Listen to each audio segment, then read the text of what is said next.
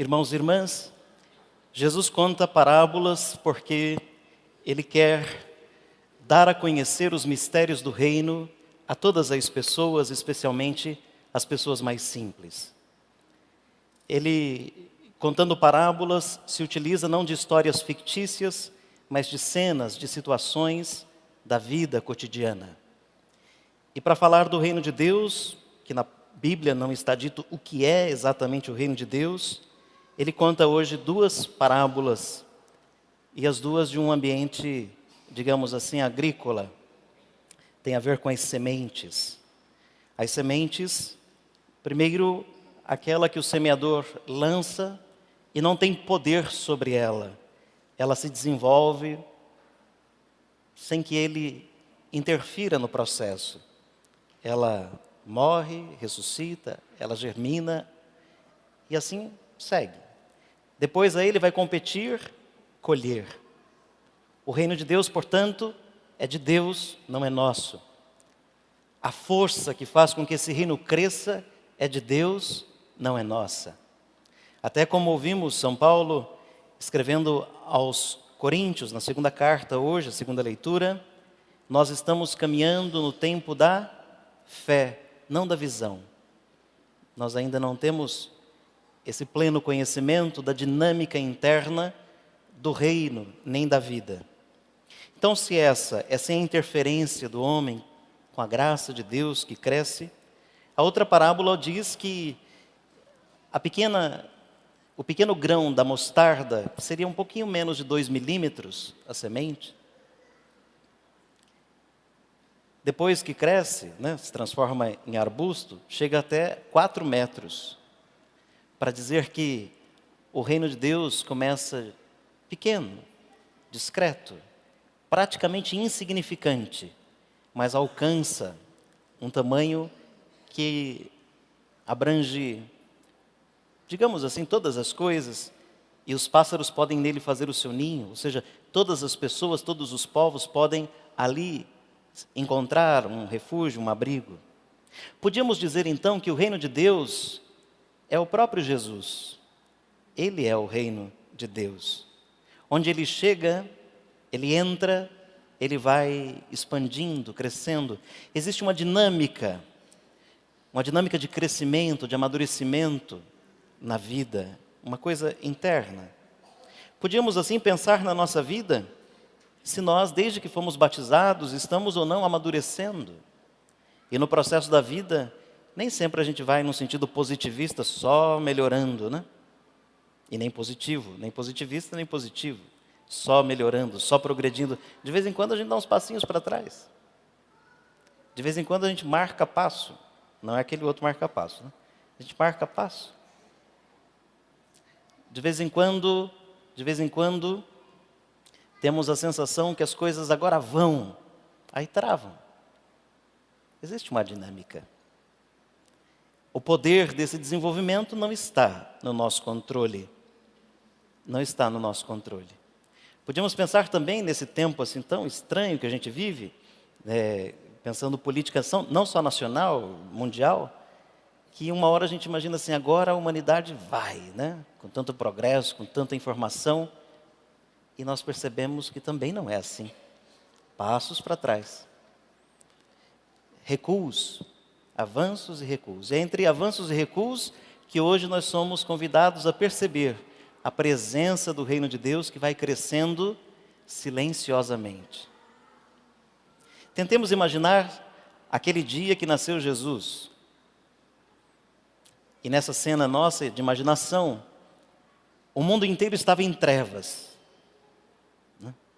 O povo que andava nas trevas, tudo trevas, tudo escuro.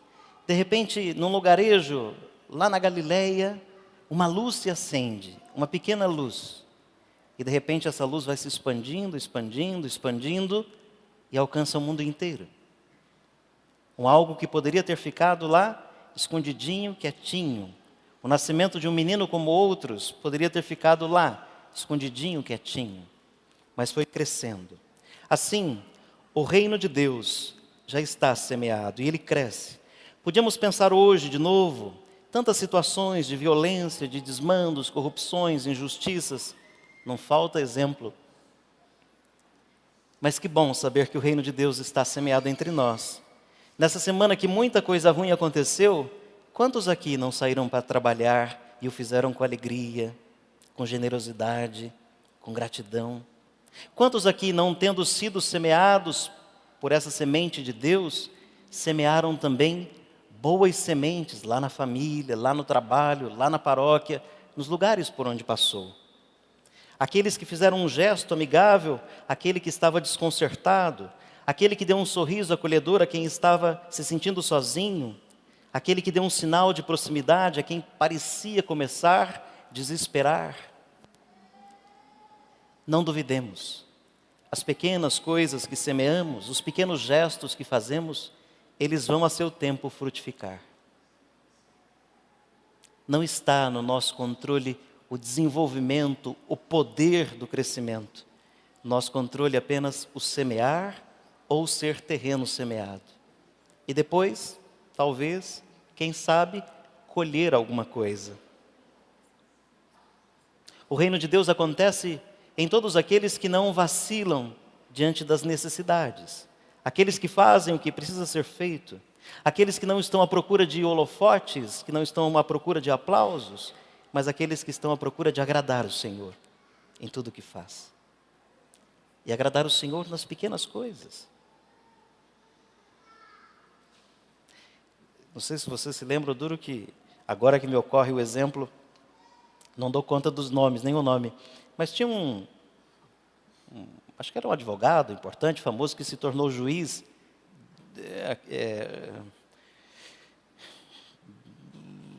O juiz, ele trabalhava especialmente contra a violência, contra a violência contra a mulher. E na casa dele, ele batia na mulher dele. Vejam, você falar de coisas bonitas, pode ser que seja apenas uma forma de você se esconder.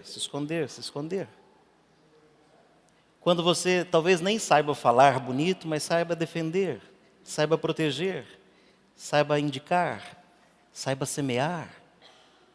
O reino de Deus acontece naqueles que fazem o bem, esparramam o bem por onde passam, e não com grandes coisas. De nós aqui não se pede grandes coisas, mas pequenas coisas, cheias de muito amor, como ensinava Santa Teresinha. Fazer as coisas ordinárias da vida de modo extraordinário.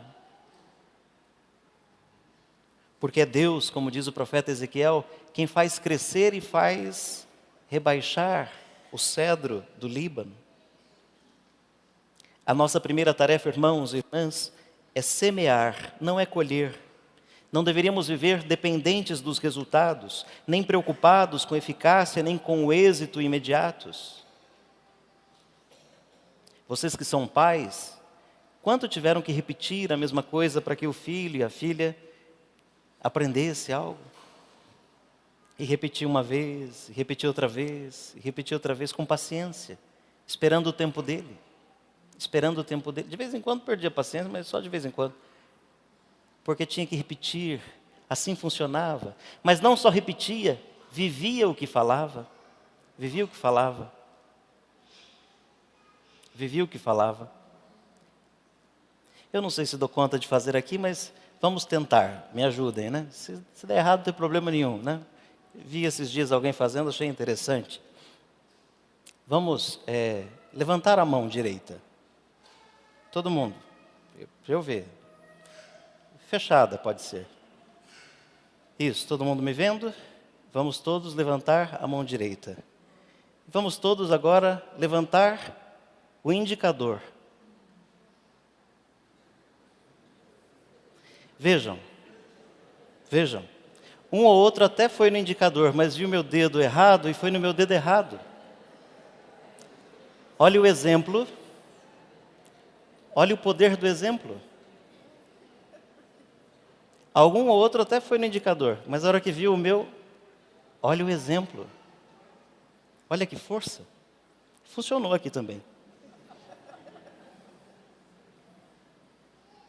Não se espera da gente grandes obras. Não.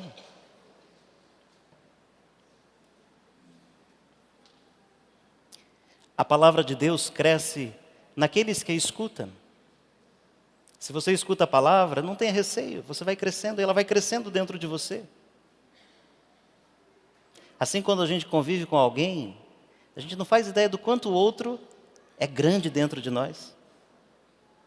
É quando está longe e a gente se escuta falando que percebe, olha o outro falando por mim, ou falando em mim. O reino, ele começa pequenininho e pode se estender imensamente.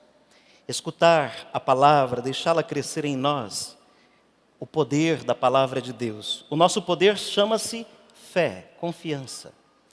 Da nossa parte, espera, confiança. Repito, andamos no tempo da fé, não da visão. Confiança. Santo Inácio de Loyola pode nos ajudar a resumir tudo que eu estou tentando dizer aqui com um pensamento que já é bem conhecido dele. Tem umas frases de santo que escapam, né? Viram até refrões da vida. Mas esse é um pensamento muito importante. Ele diz assim: trabalhe como se tudo dependesse exclusivamente de você. Faça as coisas como se tudo dependesse exclusivamente de você. E acredite, creia, como se tudo dependesse exclusivamente de Deus. Nós fazemos nossa parte e Deus não faltará com a parte dele. Nós vivemos a nossa vida tentando agradar o Senhor, Ele não faltará com a parte dele. Daí precisamos, com fidelidade, manter viva a nossa participação na Eucaristia. Embora às vezes a gente pense assim, isso não tem nada a ver comigo. Manter o vínculo com Deus na oração, ainda que de vez em quando a gente reze, como diz o ditado, mais assombração aparece, ou mais secura a gente tem. São formas de viver a fé com confiança. Eu confio no Senhor. De vez em quando, especialmente, acredito, não criem nenhuma imagem, por favor, né? Se é que é possível. Um tipo mais específico de fé, de vez em quando a gente fala de sentir, né? Tem até músicas que falam que estou sentindo a presença de Deus. A gente não precisa sentir a presença de Deus. A gente precisa acreditar na presença de Deus. Tem dia que a gente está todo, né, cheio de gás, né? Aquele dia você entra na igreja, aqui não daria, mas você entra na igreja, aí tem um pequeno ponto assim de luz do sol que escapole de um buraquinho e dá certinho lá na cruz. Aí você fica... né? Ou lá no sacrário, meu Deus. Você fica enlevado, né? Aquele pontinho, né? Aquele raiozinho do sol que foi exatamente lá. E você fica todo cheio. Aí outro dia você vai rezar, você não está tão cheio assim, tem aquele mesmo fachozinho de luz. No mesmo lugar, você fala, ué, cadê esse padre que não conserta o telhado?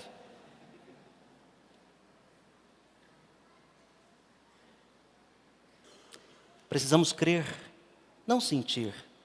E quando sentir, que reforce o nosso crer, para que quando não sentir, não atrapalhe o nosso crer. O crer é quem vai nos levar a ter uma compreensão melhor dessa presença, desse sentimento. E os sentidos e os sentimentos às vezes nos enganam. Já dizia o filósofo faz tempo. Pode ser que esses frutos sejam quase insignificantes, mas eles vão ter uma repercussão de eternidade. O desafio, portanto, é que a gente valorize todos os gestos pequenos. Que essas pequenas sementes do reino de Deus, todos nós podemos semear, não importa. Padre, eu chamo meus filhos para vir rezar, eles não vêm. Não esqueça do exemplo, às vezes você quer que ele venha na base do porrete, não vai vir. Porque você vem rezar, ele não vem. Você chega em casa, você chega brava, não vem. Aí eu vou lá para ficar bravo, eu prefiro já aprender a ficar bravo em casa. E reze a seu tempo, A seu tempo vai florir, vai florescer. Não duvide, da sua parte o que se espera é que você confie, creia. O poder da transformação, o poder do crescimento está em Deus, não na gente. Vou terminar, e não faltam 5 minutos, como toda vez eu falo, com um poema. Espere um momento. Existe um ritmo próprio na natureza.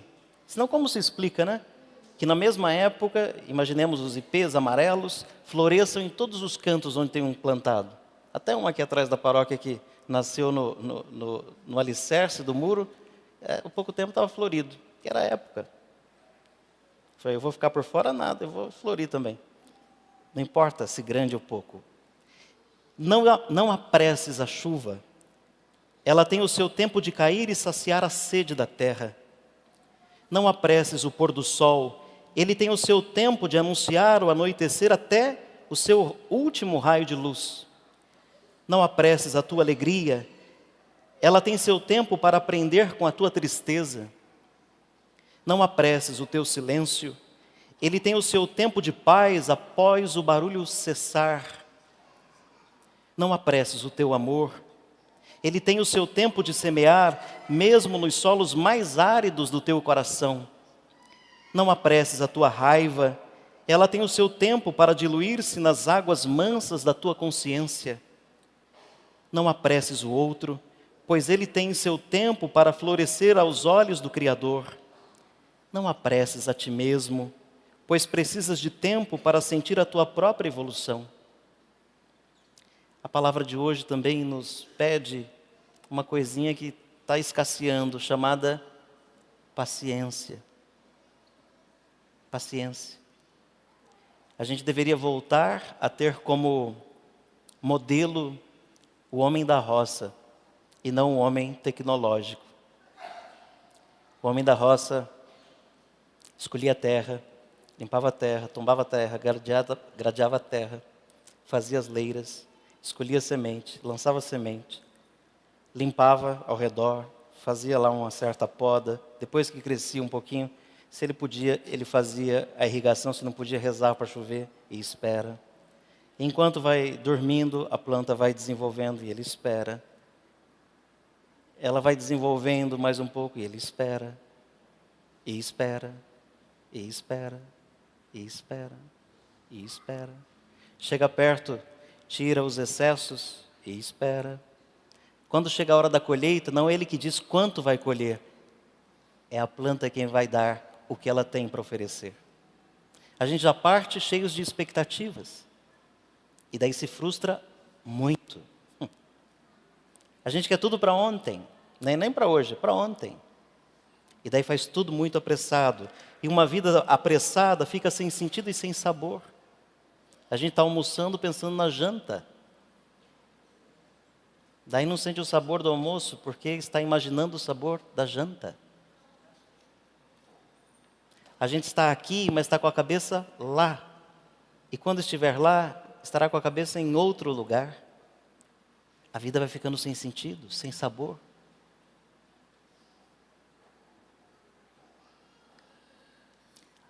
Sejamos pacientes conosco e com os outros. Eu falava do homem da roça e tem um homem tecnológico, né?